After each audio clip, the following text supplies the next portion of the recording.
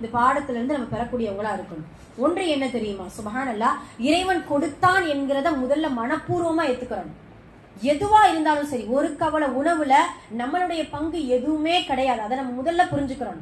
அல்லாஹுடைய நாட்டம், அந்த ரிஸ்க் எப்படி விவசாய இடத்துல மார்க்கெட்டுக்கு நம்மளுடைய வீட்டுல அரிசியில தண்ணியில கொதிக்கிற வரைக்கும் அல்லாஹுடைய நாட்டம் தான்.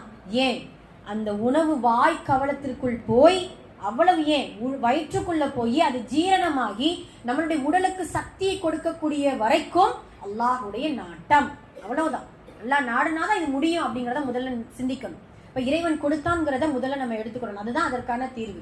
செல்வத்தை கொண்டு அல்லாஹ் சோதிக்கிறானா, முதல்ல இறைவன் கொடுத்தான் என்கின்றத முதல்ல உணரணும். ரெண்டாவது, அல்லாஹ்வுக்கு அதிகமாக ஷுக்கூர் செய்யணும். அந்த சகோதரன் ஷுக்கூர் செய்யாததின் காரணமாகத்தான் அவன் இவ்வளவு நாள் உழைத்ததை எல்லாம் அழித்து விட்டான் அல்லாஹ் அப்படிங்கிறத நம்ம புரிஞ்சுக்கிறோம். ரெண்டாவது ஷுக்கூர்.